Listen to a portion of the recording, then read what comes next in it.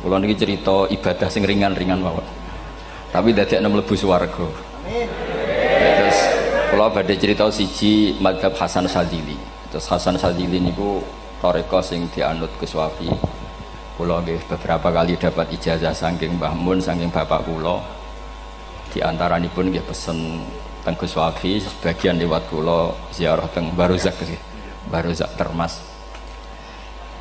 Abdul Hasan Asyadili itu nate pas teng dalem ditamoni pemuda. Pemuda niku ngrutu. Di kampung kami banyak maksiat, di kampung kami banyak kesalahan.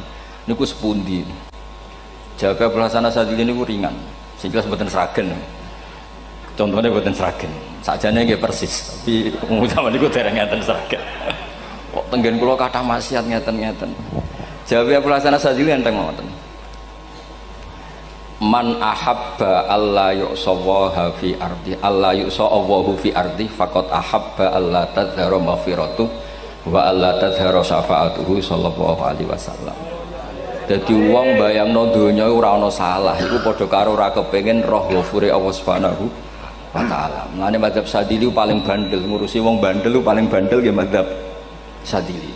Nang Kiai Sadzili iku ora umate macam-macam. Mane teng Indonesia niku penak, sing ketunan putih seneng Nabi, sing ireng nggih seneng Nabi, sing ra ketunan nggih seneng Nabi. Mulane setan niku bingung.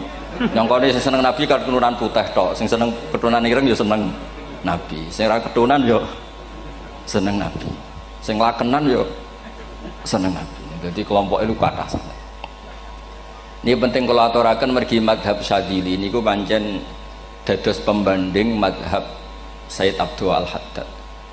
Mazhab Abdul Hasan Asyadili ini yang paling masyhur diriwayataken dening Shahibul Hikam. Mergi Ibnu Athaillah As-Sakandari muridé Abdul Abbas Al-Mursi, Abdul Abbas Al-Mursi muridé Abdul Hasan sinten Asyadili. Niku mazhab ingkang bener-bener jadi pembanding. Mergi teng bab husnudzon niku beliau itu pakar. Orang itu bisa yarjuwa hawal yaumil akhir. Orang itu bener-bener dibikin nyaman mbek Allah mbek Rasul. Misalnya ngeten, sampean sowan Allah iku kudu arep-arep disangoni. Kena arep disangoni berarti nganggep Allah iku medhit. Mulane tomak niku penting. Tapi mbek pangeran aja mbek wong, tapi mbek pangeran mbek. Dados limangka yarjuwa hawal yaumil akhir. Riyen niku zaman kula alit, niku anggere ana santri lunga iku sanggu sak umbalan. Mergo yakin kiai iku nyangoni. Lho diyakini nyangoni ku keren, berarti diyakini lomo. Lho kok yakin mlebu neraka, berarti nganggep Allah gak Rahman Rahim. Mulane yakin mlebu napa? Swarga. Mau modal urun maulid sak dina ora urun malah entuk. Terus niki rontok-rontok salah tapi muga-muga itu sepura pangeran. Nggih wau. Nak sampean bener niku sifat ghafuri Allah nganggur, nggih. Kerhane efektif ana sing salah. Mulane wonten cerita wonten tiyang teng multazam donga ya Allah kula paringi mboten nate salah. Iku jawabe pangeran fa'ina adhu ghufra. Wong ora tau salah sifat ghafur iku nganggur. Niki cerita sing sampean aja niru kula. Niki cerita ilmu. Niku mazhab Abdul Hasan apa? Asyadili. Benten mazhab Said Abdul Al-Haddad itu jalure khauf. Jadi dosa gede apa cilik? Ora ana gede ora ana cilik. Aja delok sing mbok dosani, aja delok dosane tapi delok sing mbok dosani iku sapa.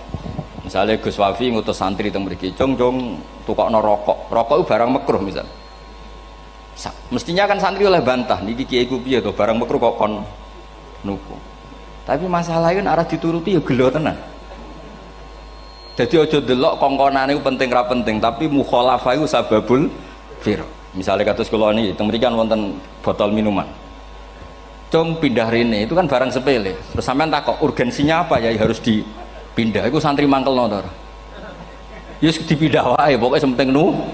Menurut itu cara pandang Said Abdul Al-Haddad. Ki aja geman bantah pangeran senajan to perintahe sepele. Piye-piye mukhalafah ngono iku jenenge nentang. Nah cara Abdul Hasan Asyadili nggih boten barang gedhe mbek cilik kudu ana bedane. Wong ana kabair ana saghair. Masa WA janda beda mbek goncekno ya kudu beda. Wong WA tok kok padha mbek napa? Goncekno ya kudu beda, kudu ana saghair, kudu ana napa? Kabair. Tapi cara Said Abdul Haddad mboten delok sing mbok maksiati ku sapa. Sehingga khazanah kita niki penuh dengan ilmu. Mulane terus wonten bab ijtihad. Ijtihad niku ruangannya luas sekali. Ya kula bolak-balik nyontokno. Kula sakniki kan jare wong akeh kiai gedhe. Jare wong akeh kula niku kiai gedhe. Nek diundang manakipan tangga yo bingung. Ora teko sawane kiai gedhe sombong, diundang wong cilik ora teko. Teko iku mahjubno kiai sing ora tau pahayu. Kuwi bingung. Nyatane kula ora teko nggih do matur nuwun Gus. Athok kula mboten lakon. Nah kula teko kan mesti ordere teng kula mboten. Cara sing tok pitik gedhe nggih kula, salam templek gedhe nggih kula.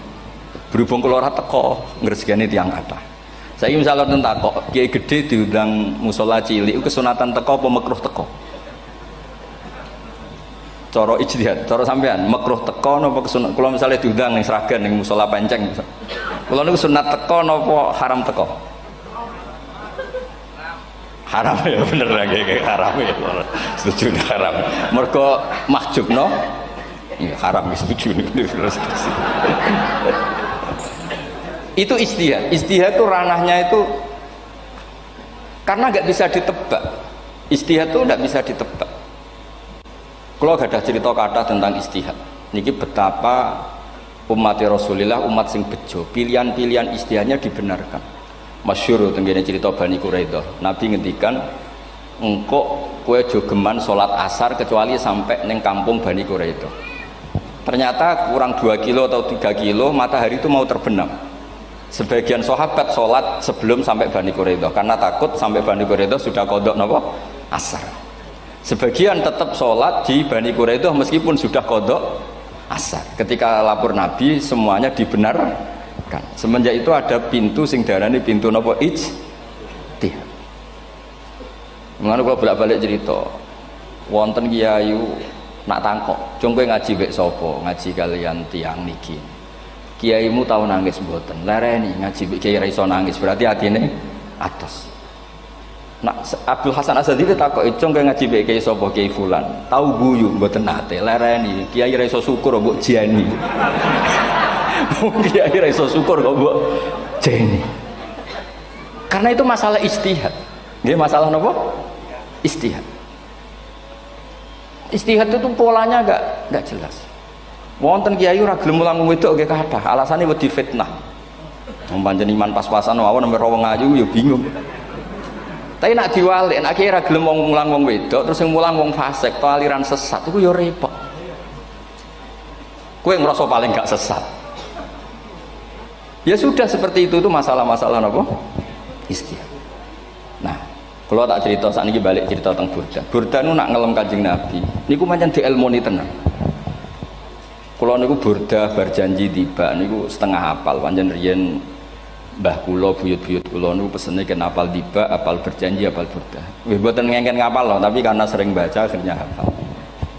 Kalau beri beberapa contoh, ngelem niku nak mboten dielmoni itu kualitasnya ada bagus. Tapi kalau dielmoni itu kualitasnya bagus. Kalau beri contoh begini. Saya itu kalau pidato atau khutbah atau ngaji, apalah terserah istilah jenengan atau ceramah. Jadi kalau seneng istilah ngaji, niku mesti ikuti sing gampang mawon. Wa ala alihi wa sahbi ajmain. Ajmain itu kalimatun fariqah bainana wa bainasyiah. Fa innana nukrimu jami'as sahabah. Ajmain itu kalimatun fariqah, kalimat pembeda. Kita ahli sunnah wal jamaah akramu jami'as sahabah. Ada kelompok sing akramu sahabian wa ahanu sahabian akhir. Sehingga ajmain itu harus kita baca. Itu karena itu kalimatun fariqah, kalimat pembeda. Kata-katanya hanya ajmain. Begitu juga berjanji. Berjanji itu nak ngelem Nabi niku wa ba'du fa'aqul wa Muhammad bin Abdullah bin Abdul Muttalib wasmu Syaibatul Hamdi Humitat Hisaluhu Saniyah. Karena ketika Rasulullah memaklumatkan jadi Nabi itu problemnya itu nasabnya siapa? Orang-orang yang di Palestina, di Israel, di Yordan, di Syam kalau dulu itu alamatnya Nabi itu harus turunan Ibrahim. Ibrahim sementara orang Syam menurut pengetahuan orang-orang Yahudi Syam. Maka saya berjanji menunjukkan dulu kalau nasabnya Muhammad itu ini terus sampai warafuhu ilal khalili Ibrahim, terus ila dzabih Ismail nisbatuhu wa muntama. Terus setelah itu terus beliau ngendikan wa adnanu bila raibin inda dzabil ulumin sabiyah ila dzabih Ismail nisbatuhu wa muntama. Terus ketika berjanji di karang itu sudah ada faham-faham yang seakan-akan babahnya Nabi itu ada masalah. Terus beliau ngendikan, ini Syaibatul Hamdi, Sayyid Abdul Muthalib itu orang yang ketika buka Ka'bah, buka Zamzam, saurip-uripnya muji pangeran. Terus banyak lagi wasumi'a fi sulbihin Nabi sallallahu alaihi wasallam dzakarallaha ta'ala walab. Mbah yang ini bahkan dengar ketika Nabi masih di punggungnya membaca tasbih. Terus sampai fa'azim bihi min ikdin ta'allaqat kawakibud durriyah wa kaifala wa sayyidul akramu sallallahu alaihi wasallam wasitatuhumun tak. Nabi itu orang suci, makanya harus lewat rahim yang suci, harus lewat bapak yang suci, mbah yang suci, sampai ila khalilir rahman Ibrahim alaihis salam. Makanya terus dinagumkan nasabun tahsibul ula bikhulau, terus tarokus sifaha falam yusibhum aruhu min adami wa ila abihi wa ummihi. Karena kabeh sawnal ismihi, semuanya itu untuk menjaga asmane Nabi Muhammad sallallahu alaihi wasallam. Kemudian Burda membentuk itu dalam bentuk nazuman. Misalnya beliau ngendikan Rasulullah itu mutiara. Jadi ketika dakwah berpola ya baik, ketika tidak berpola juga baik. Beliau cara muji Nabi faddurru yazdadu husnan wa huwa muntazimun. Namanya mutiara ketika diuntai pasti sangat indah. Tapi terus-terusannya itu wale sayang kusu qadran ghairu muntazimi. Tapi namanya mutiara, mbok berserakan pun tetap indah. Jadi unik. Berarti ketika beliau uji Nabi dakwah tertib pernah. Sholat tuh harus begini, harus begini, harus begini. Beliau sholatnya tumakninah tertib.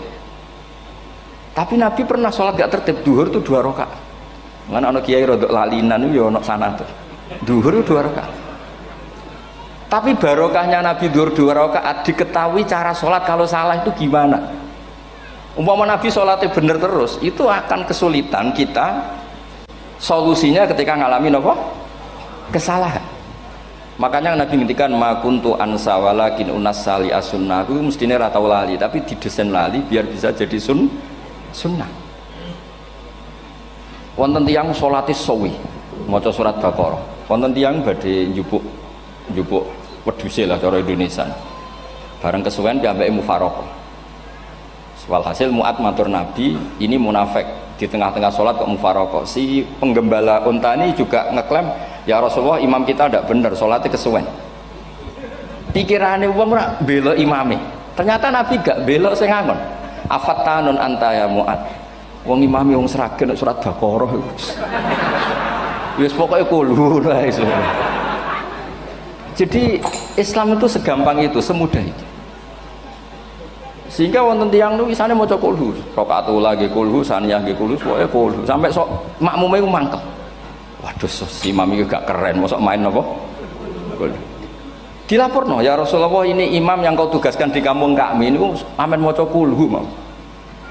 Ditimbali be Nabi, kenapa kamu baca kulhu terus? Li'annaha sifatullah, karena itu sifatnya Allah. Maka saya senang mengulang-ulang sifatnya. Terus kata Nabi, saya barusan dikasih wahyu Allah bahwa Allah mencintai kamu karena kamu mencintai surat kulhu. Nah ini ijazah yang seragen ini ku apa? Nanti maca timbang maca idza samsu kuwirat bulet nang tengah. Jajal ampun tak tes sakniki. Kiai paling pinter teng seragen kan maca idza samsu kuwirat di depan umum. Mungkin nak dhewean roh tapi nang ngarepe Habib doa ngarepe Gus Wafi meriang nak muntir. Wah, nonton niku kula ndek kanca niku imame level desa, bareng imami teng kecamatan salat Id. Mersiapno surat Tabarokalladzi biyadil mulk. Suwengi diapalo lanyah sampai ambeke hafid. Niku nyatane nggih malah klirune fatal, malah lali ra maca Fatihah. Saking semangate ben ketok imam keren maca surat napa? Tabar. Jadi yo ribet.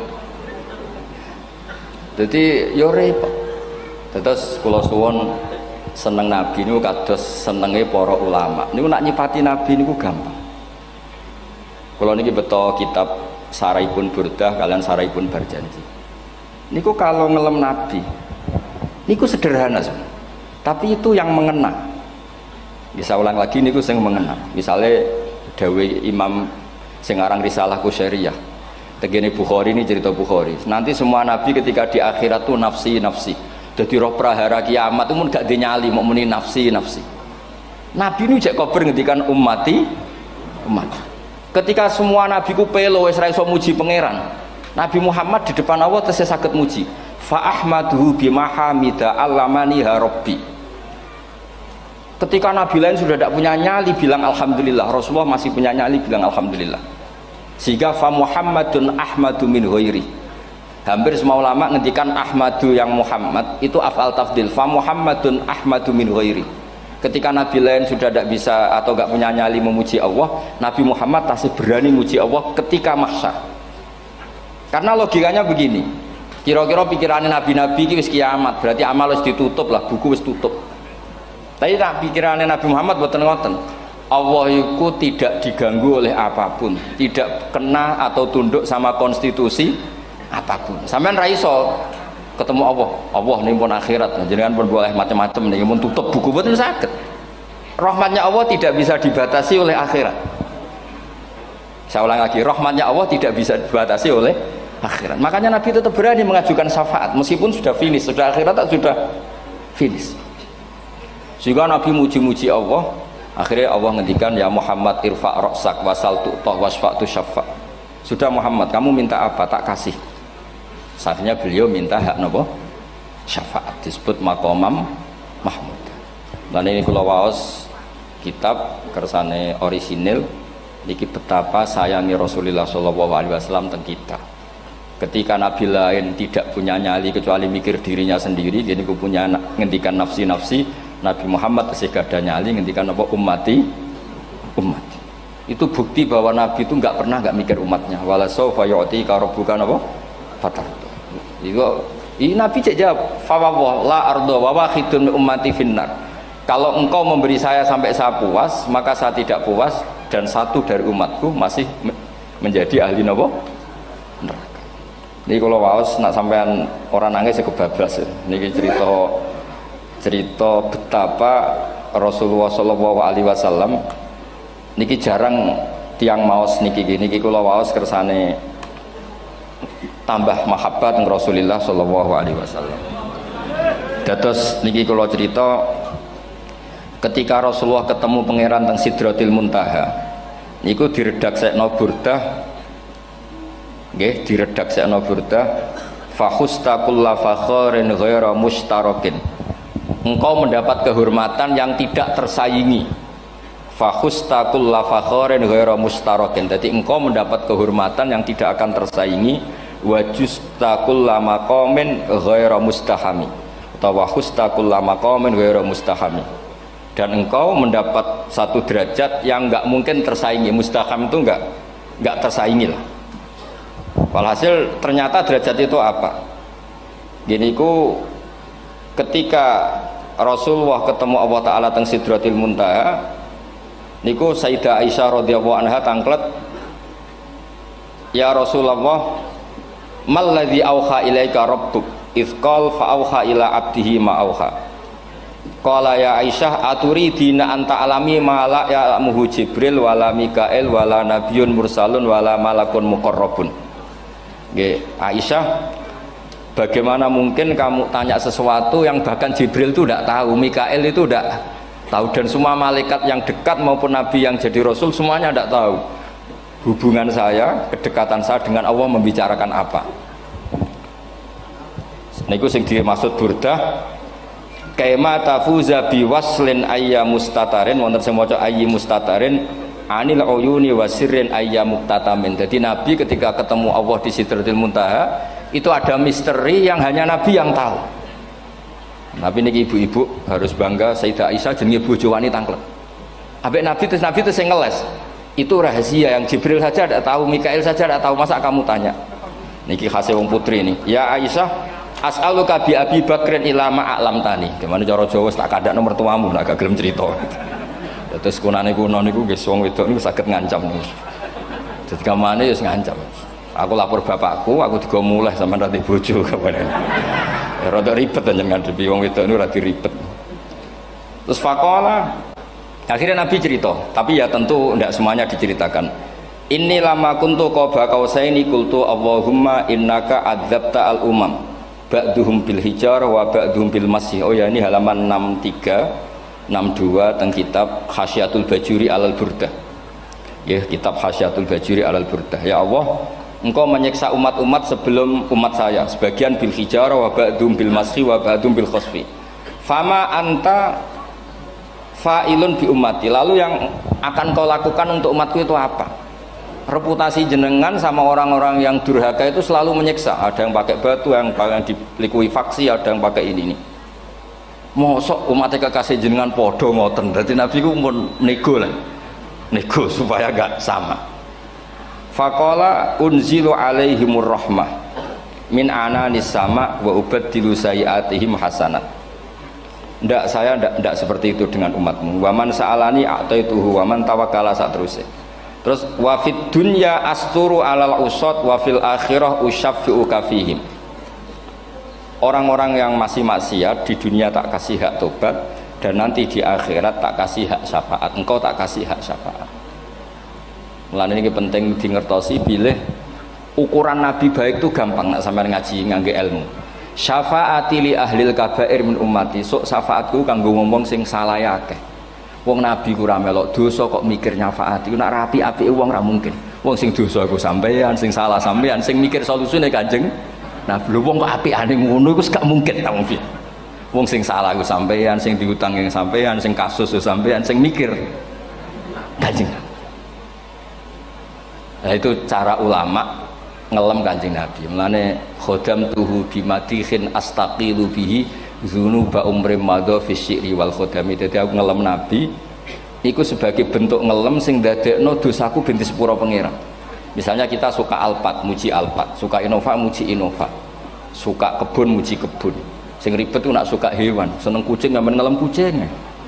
Lho bareng ngelem Kanjeng Nabi kok ora iso. Mulane jare Burdah, aku iku ngelem apa tau iso, mosok aku ora tau ngelem Kanjeng Nabi. Makanya terus beliau hidupnya, kemampuan syairnya didedikasikan hanya nggo ngelem Kanjeng Nabi Muhammad sallallahu alaihi wasallam. Mulane terus ngendikan wa huli kholasi khaira multazim. Saya dedikasikan kecerdasan saya untuk ngelem Kanjeng dan Nabi, dan itu solusi terbaik. Lalu nak ngelem Kanjeng Nabi kadang kebablasan, sampai dikritik banyak ulama karena kebablasan. Gini masyhur beliau ngendikan wala yadi ka rasulullah jahu kabi idzal karimu tajalla bismi muntaqimi. Wonten naskah sing tahalla duka wau teng mriki diwaos napa tahalla napa tajalla tahalla ya. Wonten naskah tahalla wonten tajalla artosipun ngeten. Ya Allah, nabimu ini engkau gelari nabi yang ar-raufur rahim, sebagaimana yang sering disebut Habib Ali Al-Habsyi. Jika nabimu itu ar-raufur rahim, maka ketika engkau mau menyiksa saya dengan atas nama engkau al-muntaqim, zat yang tukang nyiksa, yang menyiksa, maka gelar engkau kepada nabi yang ar-raufur rahim itu kamu kemanakan? Jenengan kudu konsisten, terus kadung ngarani nabi jenengan raufur rahim. Maka sifat jenengan yang muntaqim jangan pakai dulu, karena saya ini umatnya Nabi yang kamu beri gelar Raufur Rahim. Paham tak jenengan? Maksudnya ya aja sida nyiksa wong kadung mbok arani Raufur Rahim. Dadi wala yadi ka rasulullahi jahu kabi idzal karimu tajalla ta tahalla bismimun takim. Terus sekarang Burda jenenge Muhammad. Allah kadung janji wong sing jenenge Muhammad ora bakal disiksa. Sebetulnya maknanya ya Muhammad Sayyidul Anbiya nih. Tapi ketika ono panggilan Muhammad ke depan, Muhammad gak boleh disiksa. Jeneng kula nggih Muhammad. Dados Burdanu saking yakine ngendikan fa innali zimmatan minhu bi tasmiyati Muhammadan wa huwa afal khalqi biz zimman. Gusti jenengan kudu eling nami kula niku Muhammad. Wong sing jenenge Muhammad itu ora oleh disiksa. Padahal maksudnya ora oleh disiksa kan kanjeng Nabi Muhammad, tapi piyambake namine Muhammad. Terus ngendikan malih in ati dzamban fama ahdi bimuntaqidi minan nabi wala habli bimunsarim. Gusti kula pun iman mbek jenengan. Iman itu nilainya tertinggi. Jenenge iman nilai tertinggi, maka iman enggak bisa dibatalkan hanya karena saya salah. Jadi pangeran kok diruwayu, dipeksa, kudu ngakoni nek dene umat Rasulullah sallallahu alaihi wasallam dan in ati lamun nekani ingsun dzamban ing dosa. Fama ahdi bimuntaqidin, maka perjanjian saya dengan engkau tidak boleh dibatalkan. Itu termasuk hebatnya umat Rasulullah sallallahu alaihi wasallam, apapun salahnya niku tetap diakoni umat Rasulullah sallallahu alaihi wasallam. Mergo termasuk kelebihan Nabi niku gadah hak napa? Syafaat. Nggih eling-eling termasuk kelebihan Nabi niku gadah hak napa? syafaat. Meskipun kita tetap khawatir jenenge dosa ge istighfar, tapi aja dadi putus asa mergo napa in anti dzamban fama ahdi bimuntaqidi minan nabiyyi wala habli bimun sorim. Terus niku cerita-cerita madhe ulama teng Rasulullah sallallahu alaihi wasallam. Mereka milih kata-kata sing wong apik eling terus. Nggih eling terus. Wau kados wau fadurru yazdadu husnan wa huwa muntazimu wa laisa yang kusu qadron ghairu mun. Jadi dulu tuh pernah ada faham-faham sing cara zahiri hadis iku abai nabi, bae nabi itu seperti ini cara zahiri hadis. Tapi ahli sunnah wal jamaah terus dipendapat bapake nabi, bae nabi iku min ahlil jannah. Mergo apa? Wa kaifala wa sayyidul akramu sallallahu alaihi wasallam wasitatul muntaqah. Nabi itu orang suci, pasti lewat rahim-rahim yang suci. Minal aslabi thahira ilal arhamiz zakiyatil fakhirah. Itu logika yang dibangun.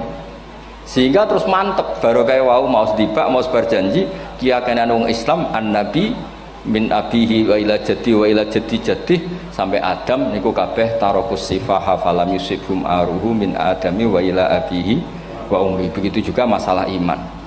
Soal misalnya ada pertanyaan ilmiah, lalu Ibrahim gimana? Karena nanya Azar itu kafir. Zaman ada Nur Rasulullah Shallallahu Alaihi Wasallam, Azar belum kafir. Setelah intikal ke Ibrahim, baru Azar kafir. Atau ada yang menjawab istilah abun di situ itu majas. Sebenarnya Azar bukan bapak kandung, tapi apa? Paman. Selalu ada jawaban ilmiah dari ulama-ulama ahli sunnah wal jamaah. Tapi kalau pesen teng jenengan, sementing niku mau berjanji nopo bodan itu ada 1-2 bait yang jenengan tahu maknanya, sehingga nanti kualitas mahabbah kita, kualitas kecintaan kita pada Rasulullah Shallallahu Alaihi Wasallam niku tambah. Misalnya ngeten, kula kan nekuni tafsir ya. Ada ayat rubama yawaddul ladzina kafaru law kanu muslimin. Niku hampir semua mufassir konsensus sepakat jeng ben nek wong Islam mlebu neraka. Niku sampean kudu donga, nek mlebu neraka muga-muga jejer wong kafir sing kecangkeman. Niku dinyek.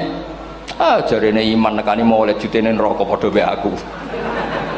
Apa meneh misale sampean hafal Quran jejer wong sing ora hafal, jare kapit kok ora mlebu napa? Neraka. Kudu ana sing ngenyek. Mergo Allah nu tersinggung sakwise ana wong sing napa? Ngenyek. Akhirnya Allah tersinggung. Niku sing diceritakno tiba. Wa izzati wa jalali la ja'altu man akhlasa li bisyahadati kaman kadzdzaba bi adkhiluhumul jannata bi rahmati.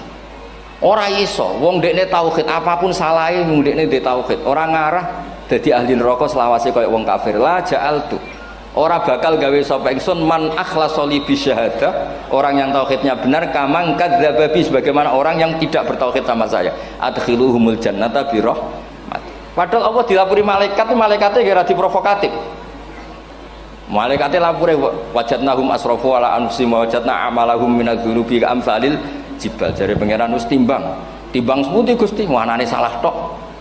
Reputasine salah tok. Ghairu annahum yasyaduna alla ilaha illallah wa anna muhammadar. Niku jawabe pangeran wa izzati wa jalali la ja'altu man akhlasoli kaman kadzdzababi adkhiluhumul jannata bi rahmati. Nah, lafat-lafat seperti ini kita akan punya harapan ketika ndelok umat sing carane iman tesih blepotan, carane salat cek blepotan, carane zakat cek blepotan. Kita selalu punya harapan barokahnya iman, barokahnya mahabbah ning Rasulullah sallallahu alaihi wasallam, mereka tambah hari tambah baik. Jangan beragama yang tidak punya harapan, karena agama ini bagi yang punya harapan. Dimangka yarjuwa wal yaumal akhir, bukan yang tidak punya harapan. Wong Kanjeng Nabi sekaruan Nabi orang terbaik dilarani wong Taif, disiksa wong Mekah. Niku malaikat usul kula siksane ya Rasulullah karena mereka menghina kekasih Allah. Mereka ada iman. Nabi masih punya harapan. Mungkin mereka ada iman. Tapi asawah ayyukhrija bal arju ayyukhrijawah min aslabihim may ya'budu wa la yusyriku bihi syai'an. Bapak orang iman, aku cek di harapan anak putune iman. Dan sedekah Rasulullah sallallahu alaihi wasallam. Saniki kata bapak era poso, anaknya melok TPQ, barang poso juk gendong, akhirnya bapak izin melok poso. Bapaknya maca Quran ra tau, bapaknya nekani wisuda anaknya hafid.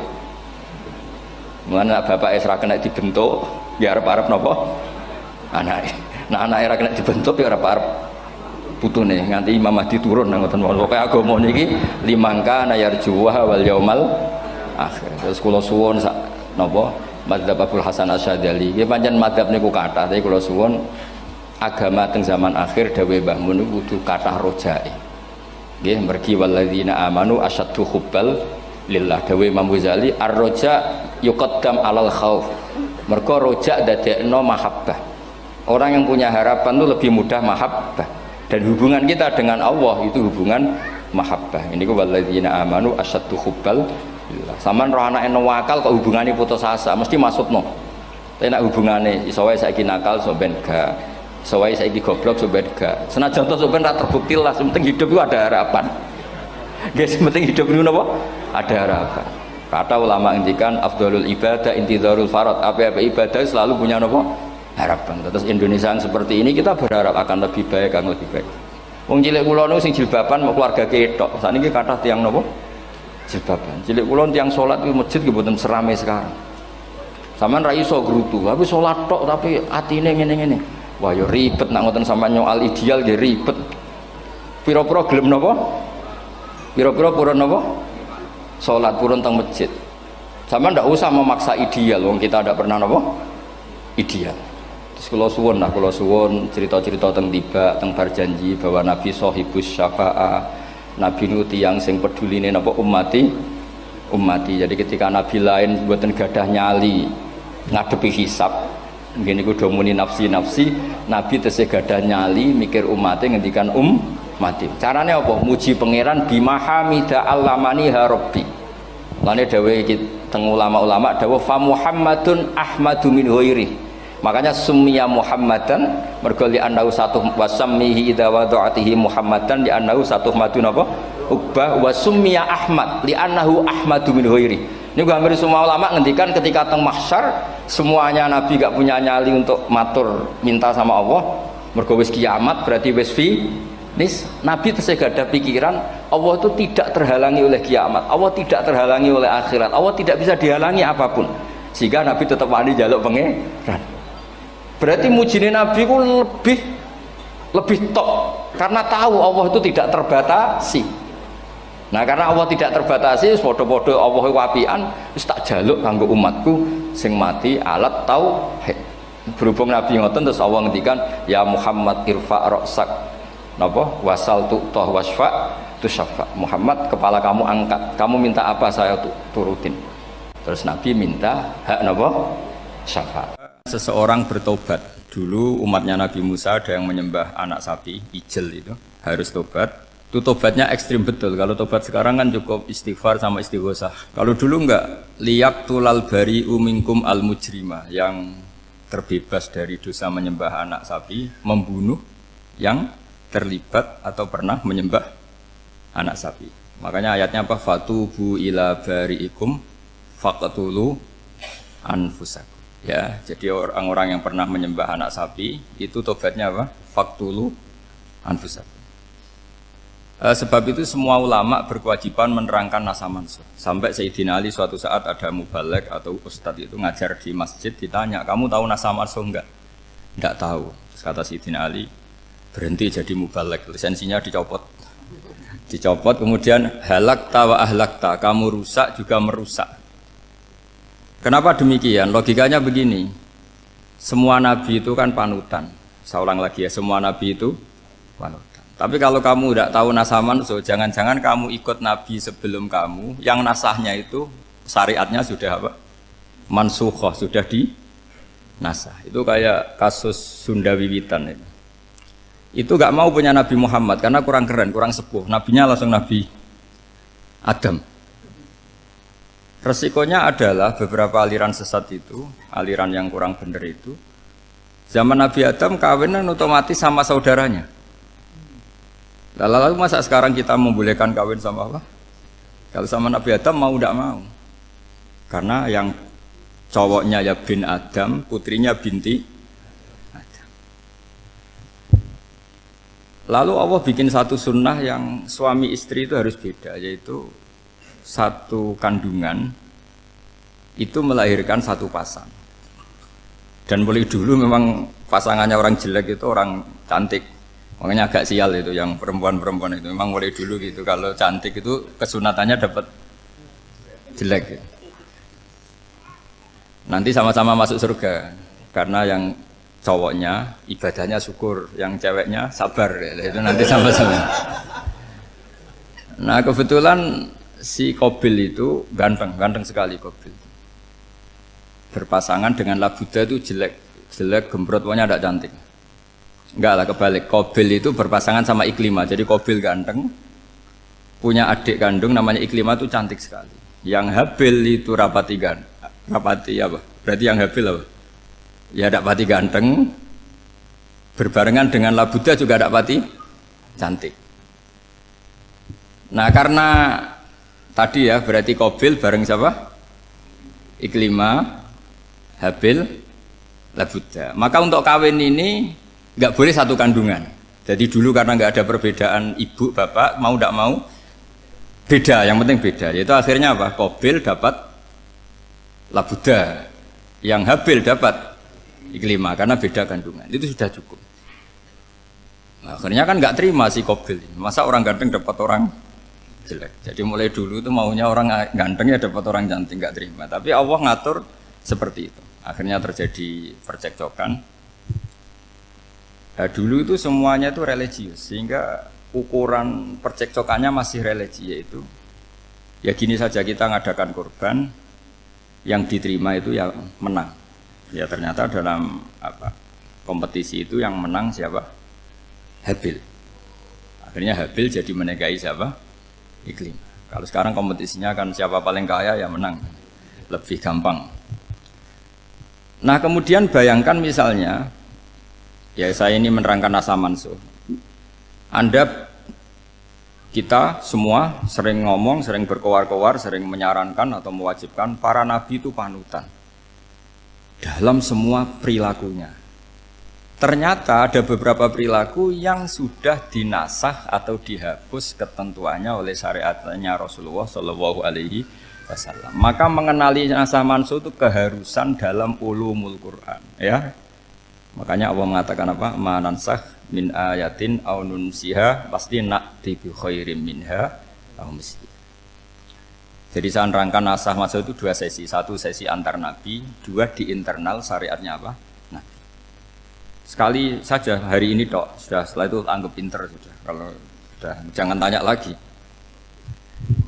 Nah, ada beberapa lagi syariat yang masalah metode. Dulu Nabi Nuh itu dibolehkan oleh Allah saking mangkelnya sama orang kafir. Saya ulang lagi, orang kafir itu kan biadab sekali, nempat buminya Allah, makan rezekinya Allah, kemudian mengkafirkan Allah. Pikirannya Nabi Nuh, orang biadab gini nggak layak hidup, itu pikirannya Nabi Nuh. Kalau dia pakai militer, tidak punya militer, ya pakai langit akhirnya. Pakai kekuatan langit, beliau berdoa, Rabbi la tazar alal ardi minal kafirina dayyar. Innaka intazarhum yudillu ibadaka wa la yalidu illa fajirong kafar. Ya Allah, mereka ini orang-orang kafir, padahal pakai bumi engkau, pakai rezeki engkau. Matikan semua saja. Jangan sisakan satu pun. Karena kalau masih sisa, nanti anak turunnya ya gitu. Gennya gendo ya pasti melahirkan gendo. Gen, wa la yalidu illa fajirong kafar. Kalau kamu sisakan pasti melahirkan generasi gendo lagi, kafir lagi. Dituruti sama Allah. Kecuali orang 80 yang ikut Nabi Nuh. Nah, orang 80 yang ikut Nabi Nuh ini selamat karena iman. Maka generasi yang sekarang ini termasuk saya semua ini semuanya turunan orang iman. Maka kita ini punya dua status. Satu, Allah kadang manggil kita ya Bani Adam karena faktanya kita turunan Nabi apa? Adam. Panggilan kedua adalah zurriyataman hamalna Ma'nu, orang-orang sekarang itu pasti turunan orang yang ikut perahunya Nabi Nuh. Jadi nasab kita ini sudah steril, sudah tidak ada nasab lewat kafir karena yang kafir sudah habis. Semua orang sekarang itu turunan Nabi Nuh, yaitu disebut apa? Dzurriyyataman hamalna ma'an. Itu sekitar orang 80. Nah, oleh Allah Subhanahu wa taala syariat seperti ini pernah dituruti, yaitu akhirnya mereka mati semua kecuali orang 80 yang mukmin. Tapi uniknya Allah apa? Era Rasulullah SAW, Nabi kita Nabi Muhammad itu diutus rahmatan lil alamin.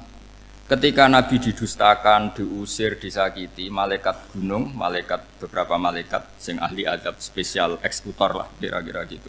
Muhammad, kamu bilang saja ke saya, kalau kamu ingin orang-orang Mekah bujal CS, saya hancurkan. Tapi apa kata Nabi? saya berharap kalau mereka belum iman, anak cucunya iman.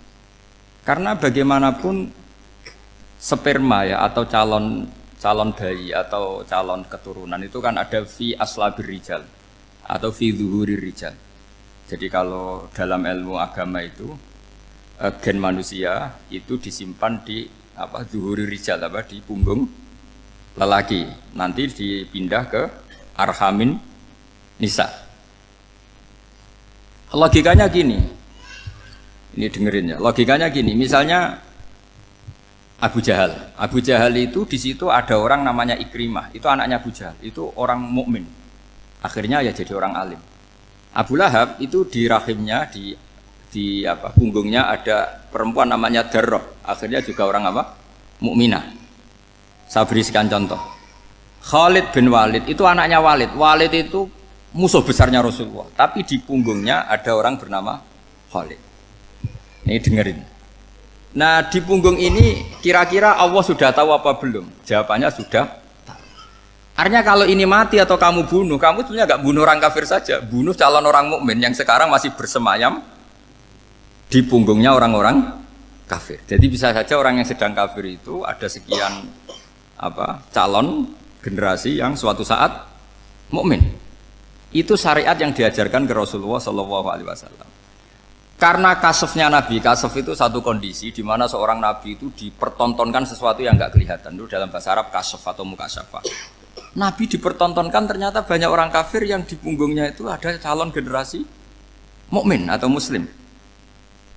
Akhirnya Nabi nggak berani. Jangan bunuh. Mungkin bapaknya ada iman tapi anaknya iman. Betul, Abu Jahal punya anak Ikrimah, Abu Lahab punya anak Darroh. Walid punya anak siapa?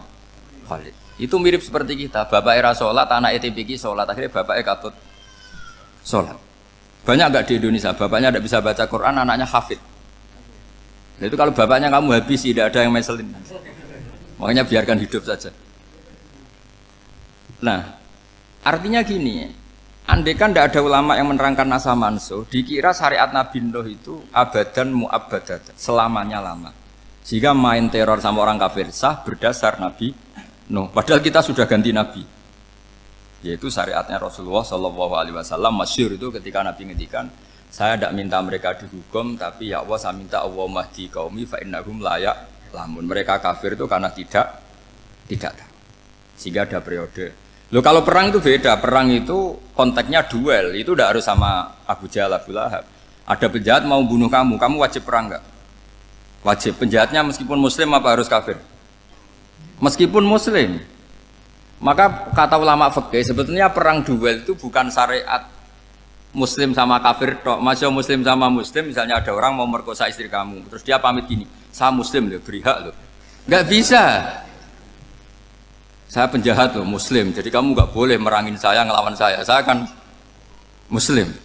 Enggak bisa, tetap harus dilawan. Makanya kata ulama-ulama fikih, pertarungan sama musuh itu tidak harus sama orang kafir. Orang muslim pun yang mengganggu kehormatan kita, misalnya mau merkosa istri Anda, itu harus dilawan. Makanya Nabi ngendikan mangkutilah duna mali fahuwa syahid, mangkutilah duna harimi fahuwa syahid. Orang yang mati karena membela kehormatan keluarganya atau hartanya, maka dia mati syahid. Dan penjahat yang mati ini muhaddarun damu, diabaikan sehingga enggak kena kisos, membunuhnya enggak kena. Misalnya ada penjahat mau bunuh kamu duel menang. Kamu nggak kena kisos karena ini muhaddarun damu, diabaikan kehormatannya. Padahal dia muslim, apa? Muslim. Ini perlu. Jadi ini mengaji ini agak jelimet, tapi gampang. Kan kalau paham nggak paham selesai, jadi yang nggak baca selesai itu. Sehingga kalau nggak ada nasa mansuh, maka orang selalu berpikir, pokoknya yang penting ikut Nabi. Nah itu bahayanya kalau Anda tidak tahu detail, jangan-jangan syariat yang kamu ikuti itu syariat yang sudah berstatus mansukhoh, telah dicabut. Dan itu banyak. Makanya kata Sayyidina Ali ketika ada orang ngajar gak tahu nasa mansuh, halakta wa ahlakta, kamu rusak dan merusak orang lain. Seperti tadi pernah ada kawin itu satu turunan, yaitu era Nabi Adam. Masa kita sekarang kawin sama satu turunan, kan gak mungkin. Ya kan, pernah ada membumi hanguskan orang kafir, yaitu syariatnya Nabi Nuh, itu dihapus oleh syariatnya Nabi Ibrahim dulu. Yaitu Nabi Ibrahim menghentikan apa? Faman tabi'ani fa innahu minni wa man asani fa innaka ghafurur rahim. Ya, kalau orang ikut saya ya Allah ya pasti golongan saya. Kalau yang masih maksiat, masih balelo, saya berharap engkau ampuni. Akhirnya banyak orang kafir tobat. Coba era Rasulullah itu semua orang kafir Mekah itu kafir. Nabi belum wafat. Itu sudah ada 114.000 mukmin semua. Jadi Nabi menangi mayoritas orang menjadi mukmin dari mayoritas kafir, yaitu disebut wara'aitan nasa yadkhuluna fi dinillahi afwaja. Andai kan Nabi Muhammad pakai syariatnya Nabi Nuh, bisa enggak mengislamkan orang sebanyak itu? Enggak bisa kan? Maka ini penting mengenali nasah mansur. Jadi periode cara wong Jawa maksud no tuntas. Robila tadzar itu, pasot tuntas itu, menghabisi itu habis di periode Nabi siapa? No, syariat itu sudah enggak dipakai lagi. Yang dipakai apa? Faman tabi'ani fa innahu minni wa man asani fa innaka ghafurur rahim. Lah Nabi Muhammad ini nabi yang kena khitab anit tabi' millata Ibrahim hanifah. Jadi masternya Nabi Muhammad itu mentornya Nabi Ibrahim. Sehingga syariatnya ya faman tabi'ani fa innahu minni wa man asani fa innaka ghafurur rahim. Tidak syariat Rabbila tadzar alal ardi minal kafirina daya. Jelas ya, jadi mengenali nasa manso itu penting sekali. Karena kalau enggak, Anda halakta wa ahlakta, kamu merusak diri kamu sendiri, juga merusak orang lain. Karena menfatwakan hukum yang sebetulnya sudah berstatus mansukhoh, hanya berdasar, itu kan syariatnya nabi-nabi dulu. Syariat yang apa? Syariat yang enggak pernah terhapus hanya satu, usuluddin, yaitu tauhid, itu sama. Tapi kalau syariat itu beda-beda, atau furu'iyah itu beda-beda. Itu tadi saya beri contoh, era Nabi dulu kalau ada pakaian najis dipotong, dibuang. Era Nabi Muhammad dicuci. Orang kafir dihabisi oleh langit. Era Nabi Muhammad enggak boleh, bahkan didoakan Allahumma hdi qaumi fa innahum la ya'lamun. Di Qur'annya apa? Wa in ahadum minal musyrikin astajaraka fa'jirhu hatta yasma'a kalam Allah summa ablihu makmana. Jadi kalau ada orang kafir enggak boleh main dihabisin, mereka beri peluang untuk mengkaji kitab Allah hatta yasma'a kalam Allah. Kalau mereka sudah berpeluang ngaji, harus summa ablihu makmana, harus dijamin keamanan. Ya, karena apa? Dzalika bi annahum qaumul la ya'lamun, bagaimanapun mereka memang karena tidak tahu. Nah, kenapa tidak tahu? Enggak. Karena tadi mereka tertutup oleh kultur yang beratus-ratus tahun. Mbah-mbahnya mereka menyembah batu, menyembah berhala. Ya tahunya itu ya Tuhan. Bagaimana Anda bisa menjelaskan sesuatu yang sudah beratus-ratus tahun kan tidak gampang. Maka ada periode dimaklumi, apa? Kalau era sampean kan, mosok waktu disembah saking gobloknya orang, kamu lahir kan sudah nyembah Allah, tidak nyembah batu. Bayangkan kalau kamu jadi mereka. Wong perut kamu saja disuruh makan pizza sakit kok, karena saking lamanya makan sambal kan gitu. Kamu bilang perempuan Indonesia saja cantik kok, saking lamanya jadi orang Indonesia. Padahal orang Indonesia tanyakan orang Eropa, cantiknya di mana? Kamu lahir di Afrika, bilang orang Afrika itu cantik, tanyakan orang Eropa, cantiknya di mana? Hitam gitu kok. Jadi orang itu pasti terkooptasi oleh sekelilingnya. Orang Afrika akan bilang wanita Afrika itu cantik. Coba tanyakan orang Eropa, cantik apa enggak? Belas. Orang Eropa yang kulitnya gitu kata orang Eropa indah, kata sampean. Koyok anaknya kebo katanya kuda jadi. Jadi orang itu akan terkooptasi oleh sekelilingnya. Bayangkan kalau semua orang nyembah berhala terus kamu ndak, alasan kamu apa? Kan menentang mayoritas. Dan itu berat. Maka dimaklumi oleh Allah, dzalika bi annahum qaumul la ya'lamun fi manah panyeruarah. Nah, pemakluman ini yang mulai sekarang terkikis. Orang main pukul saja enggak mau ngaji. Enggak mau ngaji Quran secara kafah. Jadi fatwanya Islam kafah tapi ngajinya Quran enggak kafah. Ngambil 1-2 potongan ayat dipakai dalil. Jadi Islamnya inginnya kafah tapi ngajinya Quran enggak. Kalau kafah ya hafal 30 juz itu. Kalau mau ya, kalau mau kafah ya hafal berapa? 30. Makanya saya sering bilang, saya sering dinasihati orang karena belum tahu saya ini hafal Quran. Bapak harusnya Islam itu kafah. Kata saya ya dimulai dari konsep Islam itu kafah dulu, apa ya hafal Quran secara kafah. Jadi ini penting saya utarakan. Bahaya sekali orang mengenali Islam tanpa mengenali nasah mansukh. Karena beberapa syariat Nabi sebelum kita itu berstatus mansukh. Terus contoh berikutnya, ini nasah mansukh antar Nabi apa khusus internal Nabi? Ntar Nabi aja nggak selesai nih sampai subuh aja nggak selesai. Contoh yang paling keren mungkin cowok semua senang. Nabi Dawud dulu istrinya berapa? 99. Nah itu kalau masih halal itu kan berarti jenengan tuh punya istri berapa? Wah itu kan ngeri betul. Punya satu aja repotnya gitu apalagi berapa? Punya 99. Terus kamu bilang gini, ini kan syariatnya Nabi Dawud, Nabi kan bisa diikuti. Pernah ada periode di mana seperti itu boleh. Jadi makanya mau tidak mau mengenali nasah mansuh itu harus. Kalau enggak ya kamu masih berkeyakinan boleh beristri berapa? Nah ini penting saya utarakan. Makanya Sayyidina Ali itu kalau ngetes calon mubalek, kira-kira kalau Kemenak dulu inginnya apa? Sertifikasi apa? Mubalek. Itu tanyanya gitu. Ta'rifun an-nasa wal mansuh, kamu apa tahu nasah mansuh? La.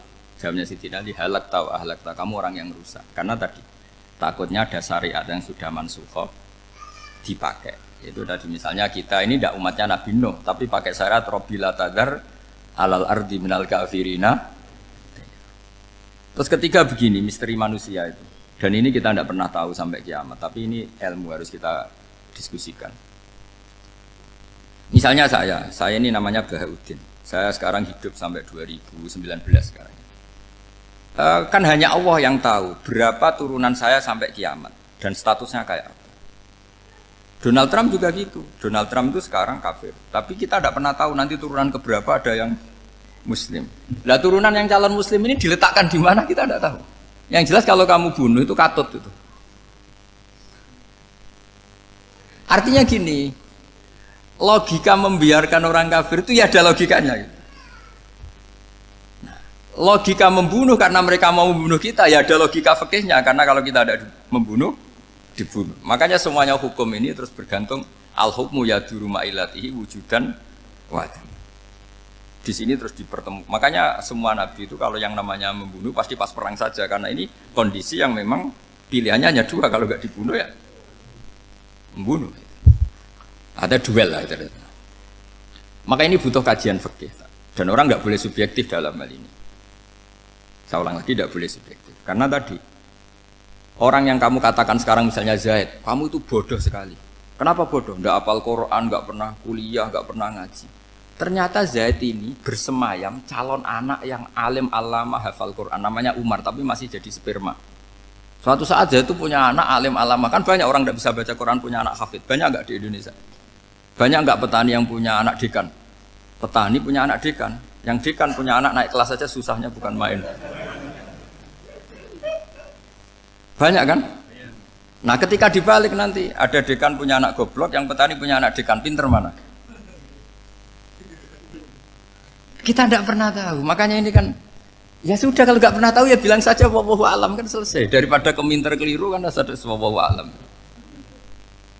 Makanya cerita favorit guru saya, Kiai Haji Maimun Zubair itu punya apa namanya Kiai Zubair. Itu cerita favoritnya itu ada santri namanya Soleh. Soleh itu alim alama. Orang Madura itu cara berpikir kan kalau kiai saja alim seperti itu, apalagi bapaknya. Pas bapaknya main ke pondok, santrinya ada ribuan. Bapaknya main ke pondok itu, sholat itu ya gak bener, gak sesuai sunnah Rasul lah kira-kira gitu. Sudah sholat itu gak bener, apa-apa gak bener. Masih ditakwil sama santri Madura, karena orang Madura itu kultus. Mungkin khilaf itu satu khusus, pokoknya perlakuan khusus. Suatu saat saking bodohnya orang itu, kenceng tuh pikir musola. Wah ini nggak bisa ditakwil lagi, akhirnya nggak bisa ditakwil tuh nggak. Wah ini sudah nggak bener ini, nggak bener. Singkat cerita santri tadi nggak kuat matur ke kiainya, Pak Yai, jenengan sealim itu kok bapaknya segoblok itu. Kenapa? Ya, dia kenceng pikir musola. Oh bapak saya tuh pinter sekali. Kok bisa? Karena beliau yang memutuskan saya mondok sampai saya jadi alim alama seperti ini. Yang bodoh itu mbah saya. Yang bodoh itu mbah saya kan. Artinya gini, sekarang misalnya Anda dekan atau Anda rektor atau Anda profesor atau Anda kiai top mubalek kondang. Anda mubalek kondang terus punya anak, gobloknya bukan main, atau apalagi anaknya ketangkep KPK. Yang satu anaknya orang bodoh jadi dekan. Kalau kompetisi ini pinter mana coba? Ada ahli metodologi tapi anaknya itu terlibat narkoba. Yang ini petani utun, anaknya dekan. Kira-kira kalau dikompetisikan pinter mana? Anaknya pinter petani tadi gitu. Yang ketika petani kamu vonis bodoh gitu. Tapi siapa tahu kalau ini menyimpan calon, paham ya? Kita tidak pernah tahu. Makanya Quran selalu ngajari dalam ilmu sosial itu wa in adri la'allahu fitnatul lakum wa mata'un ila. Dalam ilmu sosial itu kita harus jawab tidak tahu. Karena mudah. Makanya saya tadi pagi ngaji di direktorat, saya bilang, saya pernah diprotes orang, Gus kamu udah jelas 01 apa 02. Ya saya jawab gitu. Manusia itu makhluk yang paling gak jelas gitu. Sekarang soleh suatu saat bisa saja gak soleh. Yang sedang gak soleh suatu saat soleh. Sesuatu yang mungkin rubah kok kamu fanatik itu gimana? Nalarnya itu gimana? Coba kita tahu dulu Wahsy itu pembunuh Hamzah, akhirnya mati mukmin ya enggak? Padahal orang yang sangat dibenci Rasulullah karena membunuh Sayyid siapa? Hamzah. Sa'labah yang tukang itikaf di masjid akhirnya su'ul khatimah. Kita tidak pernah. Lah kalau nggak pernah tahu ya tidak usah terlalu fanatik biasa saja. Kayak jenengan seneng saya itu ya saya tidak tahu sampai kapan ya tidak tahu. Saya seneng sampai kapan ya tidak tahu. Kayak suami istri itu. Pas nikah harmonis bulan madu sampai kapan bertanya. Yang jelas paling awet itu pasangan jelek itu pasti nggak awet. Makanya jadi guyonan tuh. Pasangan itu jangan baik-baik gak awet. Kalau jelek itu awet. Ternyata maksudnya cantik sama ganteng. Itu suatu saat pasti jadi jelek. Yang jelek sama jelek pasti jelek terus. Makanya jadi guyonan. Kalau pasangan jelek itu awet katanya. Tapi kalau pasangan baik, ternyata baik wajahnya itu pasti gak awet. Suatu saat pasti jelek. Tapi yang jelek awet. Karena mulai dulu ya jelek sampai gitu. Awet jeleknya maksudnya bukan. Ya jelas ya, jadi saya mohon sekali ini ilmu. Sampai ndak urusan, ini bukan urusan cocok ndak cocok, tapi ilmu. Ilmu harus kita dengar bahwa syariatnya para nabi itu yang sifatnya furu'iyah, tidak usuliyah, tidak tauhid itu potensi rubah. Sehingga mengkaji nasab manusia itu satu keharusan seorang ulama. Makanya setiap ada syariat nabi, hal hadis syariah mu'abbadah amla, mansukhoh amla. Karena potensi itu tinggi. Kita tahu dulu semua nabi sholat menghadap apa? Baitul Maqdis.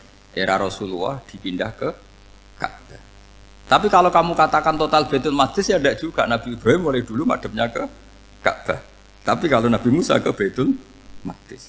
Terus kamu bilang ini 01, 02 ya ada, memang syariat jadi sesuatu yang furu'iyah. Nah, kenapa ini furu'iyah? Jawabannya sederhana. Ketika seseorang menghadap Ka'bah itu menghadap batu apa menghadap Allah? Allah. Ketika menghadap Baitul Maqdis hakikatnya menghadap Allah apa menghadap Baitul Maqdis? Allah. Maka menghadap Ka'bah itu sebenarnya masalah furu'iyah. Yang masalah usuliyah adalah inni wajjahtu wajhiya lilladzi fataras samawati wal ardh. Yang permanen adalah menghadap Allah Subhanahu wa taala. Cuma secara prosedur syariatnya secara zahir menghadap Ka'bah. Maka potensi rubah karena ternyata itu furu'iyah, untuk kiblatnya itu furu'iyah. Yang permanen adalah menghadap ke Allah Subhanahu wa taala. Ini penting ya. Jadi terus sekarang masih antar nabi apa di internal nabi? Ini sudah mau selesai waktunya, sudah habis ini. Internal. Ini sudah selesai, ini sudah pas. Mohon Pak Andi. Oh. Jam ini sudah. Sampai mana tadi? Diteruskan apa enggak? Sudah ya, sudah kayaknya sudah. Biar kelihatan cerdas terus. Sekali pertemuan sudah pinter gitu. Berapa? Setengah jam sudah pinter. Yang internal nabi apa antar nabi? Internal ya, sudah sekarang ke internal. Kalau internal lebih banyak lagi contohnya. Yang masyhur tentu masalah Baitul Maqdis. Dulu Rasulullah pernah sholat menghadap Baitul Maqdis 16 bulan. Berapa? 16 bulan, kila 17. Pokoknya khilafnya hanya 16 dan 17. Kalau ada bilang 10 bulan berarti gak pernah ngaji khilafnya. Karena khilafnya itu hanya 17 sama 16. Akhirnya sama Allah diminta disuruh menghadap ke Ka'bah. Saya ulang lagi, itu tetap masalah antar nabi sebetulnya. Begini. Makom itu kalau dalam bahasa Arab bukan kuburan. Kalau di Indonesia kan makomnya Sunan Bonang itu kan kuburan. Kalau makom dalam bahasa Arab itu sesuatu yang pernah dipakai singgah itu namanya apa? Makom. Lalu Rasulullah itu pertama di Medina itu madhab Baitul Maqdis itu 16 bulan. Orang Yahudi senangnya bukan main. Sampai mereka bilang gini, Muhammad tuh gaya-gaya nantok punya agama baru, tapi kiblatnya ikut kita. Baguslah anak itu katanya, masih tahu diri katanya. Bagus katanya itu masih tahu diri. Jadi senangnya bukan main orang Yahudi, karena kiblatnya Muhammad sama dengan mereka. Ya tentu mereka jangkar Muhammad, bukan Sayyidina Muhammad atau Rasul Muhammad, karena mereka masih gak iman. Nabi itu ya agak tersiksa, karena beliau secara gen turunan Nabi Ibrahim dan kiblatnya Ibrahim itu Ka'bah. Agak tersiksa tapi sami'na wa ata'na tetap madhab ke Baitul Maqdis berapa? 16 bulan. Suatu saat Nabi Muhammad itu disuruh madhab Ka'bah. Ini dengerin. Akhirnya madhab ke Ka'bah. Apa yang terjadi? Orang Yahudi komentar gini, Muhammad itu gimana? Dia di perantauan rindu sama keluarganya, terus rindunya itu diaplikasikan jadi perilaku agama. Jadi dia madhab Ka'bah dianggap kangen. Kayak saya kan orang Rembang. Rembang itu apanya Jogja? Timurnya apa? Nggak, Jakarta itu mana Jakarta itu? Barat sana ya. Ibaratnya saya orang Jakarta, terus merantau di Jogja. Dulu kiblatnya itu menghadap ke timur, terus ketika menghadap ke barat kata sampean, wah itu padunya kangen apa? Keluarga. Juga kurang ajar orang Yahudi. Jadi orang Yahudi itu memang paling pinter bully. Makanya kalau sampean tukang bully itu ya agak-agak, ya enggak. Saya tidak ngomong agak ya, pokoknya agak-agak. Ya. Pinter bully orang Yahudi. Makanya nggak ada orang debat sepinter orang Yahudi. Yang bisa ngalahkan hanya Tuhan itu. Orang Yahudi yang bisa ngalahkan hanya Tuhan. Sayyidina Ali orang paling terkenal cerdas. Itu kalau sama orang Yahudi itu pusing. Karena ya apa logikanya itu?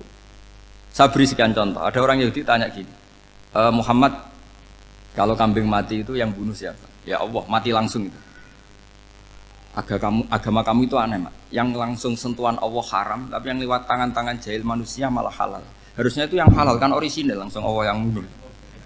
Jadi utaknya itu aneh, dari cara berpikir itu aneh. Nah cara sampean ini kan, nak halal pangan kue. Tapi Nabi kan nggak boleh bertutur kata kasar gitu. Kalau yang jadi Nabi saya untalan ngono kan gitu. Tapi Nabi kan nggak boleh kasar. Jadi Nabi itu problem karena nggak boleh apa? Kasar. Kalau kita kan gampang, wis nak halal untalan kan selesai, Pak. Tapi Nabi nggak boleh kasar gitu.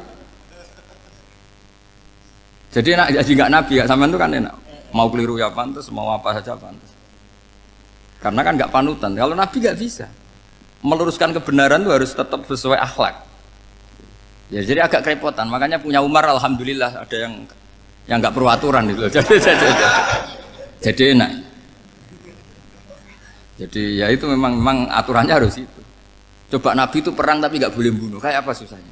Beliau jadi sasaran tembak tapi nggak boleh bunuh. Kalau sahabat kan enak, duel, relax, santai, bisa tarung. Kalau Nabi nggak boleh. Makanya Nabi meskipun ikut perang terus nggak ada sejarah orang yang dibunuh. Ya, hanya satu peristiwa itu pun dibaca orang kafir, ditangkis Nabi, pedangnya kembali ke dia mati. Tapi nggak ada yang Nabi. Karena Nabi kalau pembunuh nanti itu terus kayak pendekar kan, dengan susah juga punya Nabi kok. Habis perang saya Nabi tanya, Muhammad habis perang berapa? 1000. Ya repot juga punya Nabi mantan apa? Pembunuh, meskipun yang dibunuh orang kafir, tapi kan kayak apa ya? Fitrah manusia itu akan menolak kepemimpinan orang yang gitulah pokoknya nggak bisa diterangkan itu. Makanya Nabi itu nggak pernah bunuh, meskipun kayak apa musuhnya, tapi nggak pernah bunuh. Untungnya di sekeliling orang-orang yang tadi. Jangan bilang itu suka bunuh ya, pokoknya perang gitu ya. Perang dengan bunuh itu beda loh. Ya. Kalau perang itu fair apa? Fair. Sampai mana tadi? Nabi Ibrahim ya. Makom tadi saya ulang lagi. Nabi Muhammad menghadap ke Baitul Maqdis itu hanya Allah nuruti. Ini loh Nabi betul. Tahu betul bahwa di antara syariat adalah Baitul Maqdis. Karena semua Nabi pernah berkiblat Baitul Maqdis. Tapi Nabi ketika menghadap ke Ka'bah, Nabi juga dibilangin sama Allah. Ini loh syariat yang benar, karena Ka'bah juga kiblat sing aktaku, lebih tua ketimbang Baitul Maqdis. Maka disebut Ka'bah Atiqah. Ilal Baitil Atiq. Kalau Quran bahasakan Ka'bah apa? Wal yatawafu bil Baitil Atiq. Atiq itu tua sekali. Ya sudah. Ketika berstatus tua itu orang Yahudi seneng, mergo roh kelirune Muhammad. Mereka nantang, Muhammad ayo debat terbuka. Nabi rawuh. Bagaimana Anda bilang Ka'bah itu kiblat tertua? Wong Ka'bah itu pertama yang menghadap sana itu ya kamu. Semua Nabi menghadapnya ke Baitul Maqdis. Terus Nabi Muhammad mulai berargumentasi ilmiah tadi. Enggak, Ka'bah itu kiblatnya Ibrahim. Jadi Ibrahim dulu itu yang mulai dulu kiblatnya itu di Ka'bah. Terus orang itu tanya, buktinya apa? Terus dijawab, fihi ayatum bayinatum maqam Ibrahim. Ternyata di situ ada jejak kakinya Nabi Ibrahim, yaitu batu yang diinjak beliau ketika bangun Ka'bah. Itu argumentasi ilmiah. Lah barang orang Yahudi kehilangan ilmu, itu gobloknya orang Yahudi. Makanya yang bisa mengalahkan Yahudi hanya Allah Subhanahu wa taala. Wong Ibrahim saja golongan kita, pengikut kita. Ibrahim itu pengikut Yahudi. Wah, itu Nabi mulai senyum-senyum, mulai tertawa-tawa. Wih, ku goblok orang terdidik. Karena itu ibaratnya kayak kamu bilang Soekarno itu pengagum Puan Maharani. Kira-kira seperti itu. Soekarno itu pengikut Puan. Karena Yahuda itu Yahuda bin Yakub bin Ishak bin Ibrahim. Saya ulang lagi ya, nasabnya Yahudi ya Pak. Yahuda bin Yakub bin Ishak bin Ibrahim. Jadi Ibrahim itu mbah keempat dari Yahuda. Tapi karena mereka kalah debat, Ibrahim itu pengikut Yahudi, itu sama dengan bilang apa? Soekarno itu pengikut Puan Maharani. Itu kan jadi aneh. Atau Gus Dur pengikut Mbak Yeni, atau Basim Asari pengikut Mbak Yeni, itu kan aneh. Wah, akhirnya sama Allah diingatkan. Makanya ada ayat ha antum haula hajjatum fi malakum bi ilm falimatu hajuna fi ma laysa lakum bi ilm. Perjanjian debat ini semuanya harus ilmiah. Tapi kenapa perdebatan Anda malah ndak ilmiah? Karena orang Yahudi iftadohu, malu semua. Wah, semuanya Muhammad itu satu-satunya kekalahan orang Yahudi. Tapi ayat-ayat seperti ini itu enggak populer. Ayat ha antum haula hajjatum fi malakum bi ilm falimatu hajuna fi ma laysa lakum bi. Jadi Islam, betapa hebatnya Islam. Kalau debat harus ilmiah. Dan Kanjeng Nabi menantang, ini perjanjian kita debat ini ilmiah. Kenapa sekarang jadi tidak ilmiah? Yaitu kamu mengatakan Ibrahim itu pengikut Yahudi, padahal Ibrahim dengan Yahudi itu dulu Ibrahim. Makanya Yusmat kalah, man. Tapi tetap ra Islam. Tapi nah, makanya terus Ka'bah dibuktikan ketuaannya lewat apa? Fihi ayatum bayinatum maqamu Ibrahim. Itu bukan makom kuburan. Karena makamnya Nabi Ibrahim tetap Hebron, tembuhne Palestina. Kira-kira itu Palestina. Jare Israel yo ning Israel, mbok lah menang di. Jare ning Israel yo ning Israel, jare Palestina ning. Saya pernah ziarah ke sana di Hebron. Di makamnya Nabi siapa? Ibrahim. Jadi jelas ya, jadi nasa manso itu ketentuan yang dikehendaki Allah Subhanahu wa taala untuk menguji loyalitas manusia, menanggalkan semua akalnya.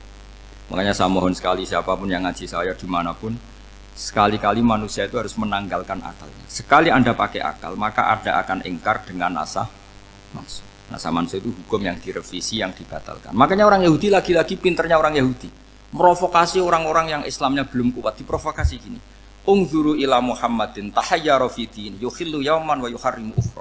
Lihat itu Muhammad, dia kebingungan cara beragama. Kadang bilang A, besok bilang B. Jadi nasa mansub dianggap satu bentuk kebingungan. Gak kurang ajar tapi. Wah, akhirnya sebagian orang yang murtad. Makanya nasa mansub itu satu peristiwa yang menjadikan banyak orang murtad. Karena diprovokasi orang Yahudi bahwa itu bentuk kebingungan Muhammad. Akhirnya terus saya qulu sufaha minan nasi ma wallahum angqiblati mulati kanu aliyah. Nah, kelirunya orang Yahudi adalah ternyata nasa manso yang dipilih Rasulullah itu semuanya ada di Taurat dan Injil. Termasuk di Taurat dan Injil disifati dan Nabi yusolli ilal kiblatin, bahwa Nabi ini akan bersolat dengan dua kiblat. Makanya tetap ditantang. Kul fa'tu bitaurati fatluha in kuntum shadiqin. Kalau kamu tidak percaya bahwa saya ini orisinil, ayo bareng-bareng mengkaji Taurat. Tapi mereka tidak siap mengkaji Taurat. Karena Taurat semuanya mendukung Rasulullah Muhammad SAW. Fatluha in kuntum shadiqin. Makanya ini penting sekali ngaji. Jadi perdebatan itu macam-macam. Dan itu pinternya orang Yahudi. Ungzuru ila Muhammadin tahayyara fi dini yukhillu yauman wa yuharrimu ukhra. Ini penting sekali. Makanya nasa mansu itu uji loyalitas. Itu Imam Malik kalau mencontohkan ke Imam Syafi'i. Saya berisikan contoh fikih. Ini saya melanggar waktu. Ini sudah berapa? Saya yang tidak mengesahkan diri saya. Ya misalnya ini ya, ini kertas saya bawa ya, ini kertas saya bawa. Terus ini tak kasih uang misalnya, uang 100.000. Atau kalau contoh Imam Syafi'i dulu dididik Imam Malik begini. Ya Syafi'i, kalau kamu punya dua budak, dua pembantu, kalau dulu kan masih ada budak, dua pembantu lah kira-kira. Seneng mana, yang cerdas sama yang goblok? Seneng yang cerdas. Kalau yang nurut sama yang bantahan, seneng yang nurut. Lah yang nurut itu yang goblok. Makanya tinggal dibalik saja. Kamu tak beda ya. Seneng mana punya istri yang cerdas apa yang goblok? Coba jawab. Atau ibu-ibu mbak-mbak ini, seneng mana punya suami yang cerdas atau yang goblok? Kalau cerdas gak bisa diakali. Tapi goblok nurut tapi ya kadang di sini kan di sini. Nah, itu kan antar manusia. Masalahnya kita menghadapi Allah Subhanahu wa taala yang semua kita pasti bodoh.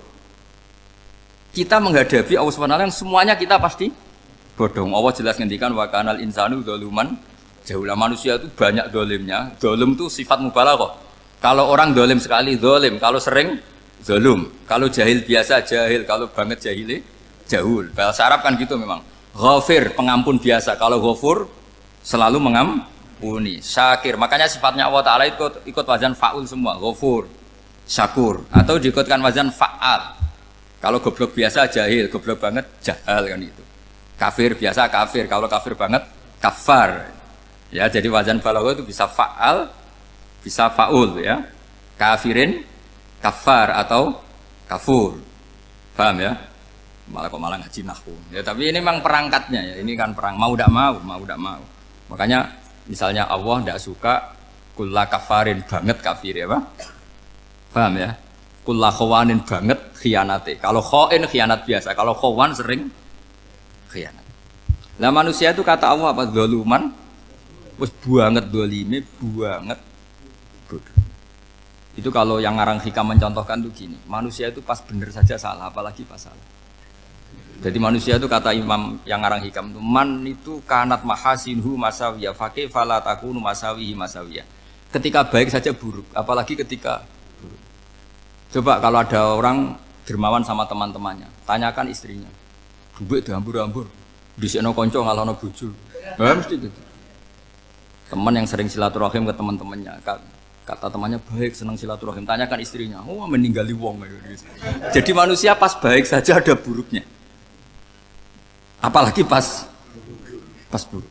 Makanya dulu bapak saya ngajarin saya istiqomah ya apik ya, tapi kadang-kadang nak keterusan itu ora istiqomah ngangkangi orang, ya tidak punya kesempatan. Misalnya ada imam masjid ngimami terus sampai tua, sampai mau mati, itu istiqomah apa tidak memberi peluang yang lain? Tidak jawab aja. Jadi itu manusia. Jadi pas baik saja buruk, apalagi pas buruk. Kayak saya gini di sini ngajar baik, tapi saya ada tidak sopannya, harus di atas. Padahal banyak orang sepuh, ada Pak On, ada beberapa yang kan terpaksa nggak sopan. Tapi sampean yang nyuruh, berarti sampean yang dosa.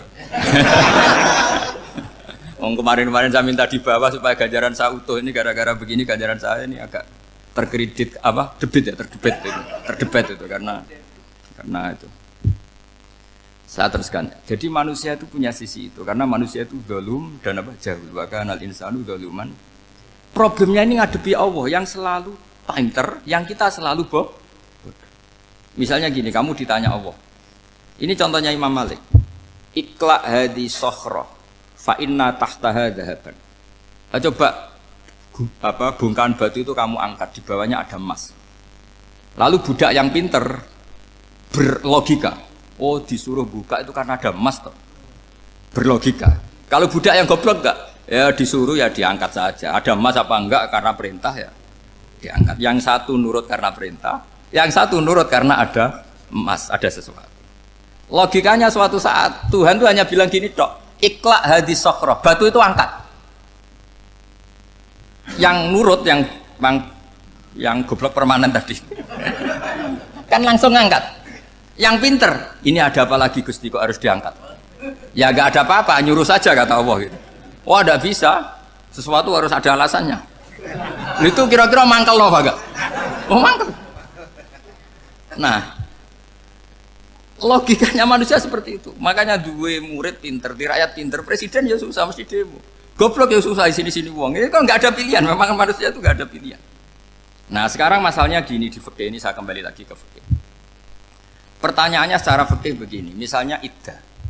Iddah itu seorang perempuan ditinggal mati suaminya atau ditinggal atau cerai. Itu kan ada namanya apa? Iddah. Iddah itu memastikan apa tujuannya? Memastikan rahim itu steril dari mani atau sperma zaut awal. Supaya nanti kalau dinikah orang lain tidak terjadi ikhtilatul nasab. Oke, berarti iddah kita beri argumentasi secara ilmiah li baro'atir rahmi. Jadi misalnya Zaid menceraikan istrinya Sri dalam keadaan masih bisa haid. Iddahnya 3 kali masa suci. Wal mutallaqatu yatarabbasna bi anfusina salah satu guru.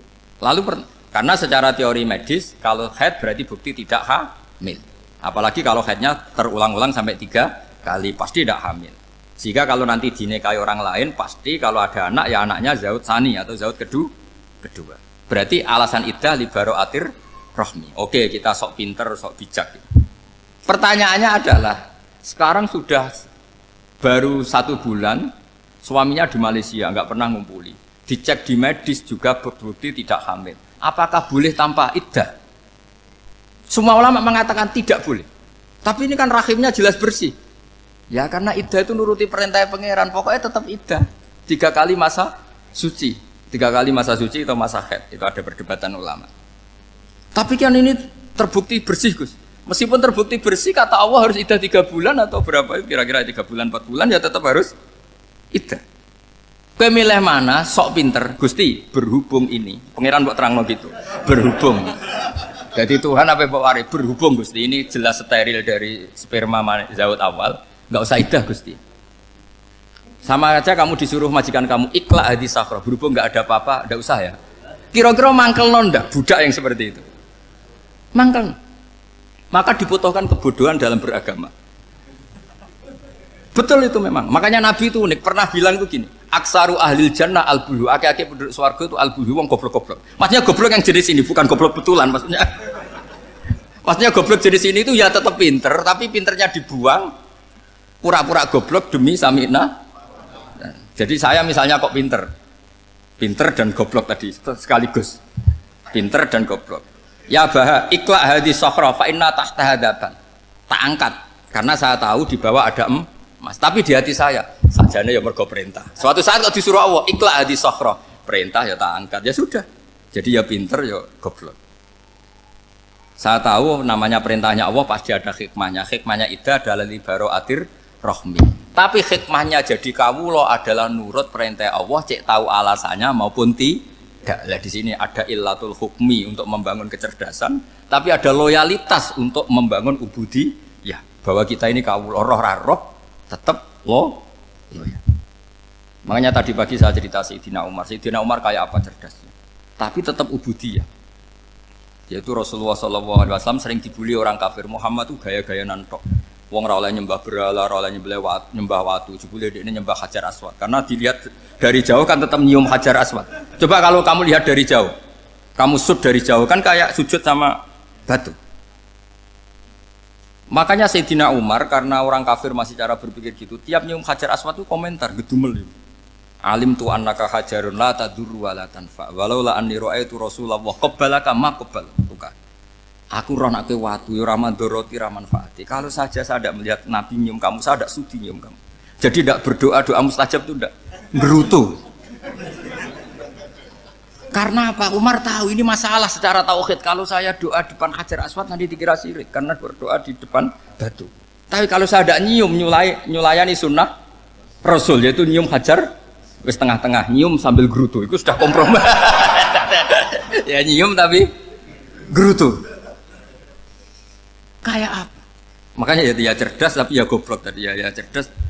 Itu uniknya Rasulullah. Jadi muji orang pintar ya sudah lah. Tapi Nabi pernah dalam satu hadis mengatakan aksaru ahlil jannah al-bulhu. Aki-aki penduduk swarga itu orang bodoh. Artinya orang bodoh itu bukan bodoh betulan. Dia meninggalkan akalnya demi loyalitas ubudi. Nah, untuk menutup sesi ini terakhir betul saat tutup setelah ini selesai. Untuk menutup itu bukti begini, perang Badar itu perang yang nggak mungkin dimenangkan umat Islam karena orang kafir itu 1000 dengan pasukan full dengan peralatan perang full. Rasulullah itu tahun kedua Hijriah itu pasukannya hanya 313. Itu pun pedang itu untuk orang 5 itu hanya ada pedang 1. Jadi kalau mau dibaca orang sih kamu nyileh pedangnya aku. Itu kan nggak kebayang perang dalam keadaan seperti itu. Jadi mesti kalah, orang kok mungkin kalah mesti. Tapi Nabi tetap bilang, saya ini disuruh Allah perang, ya harus berangkat. Yaitu perang Badar.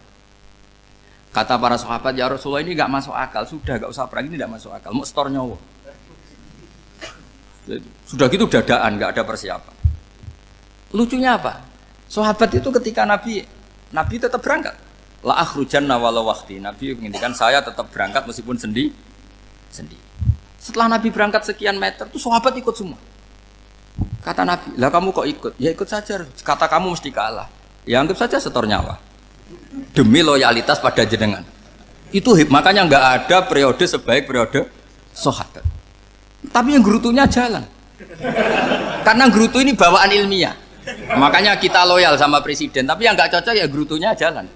Tapi bawaan mencintai Indonesia tetap jaga stabilitas. Itu bawaan cinta Indonesia, bukan cinta pejabatnya kadang. Gerutunya jalan.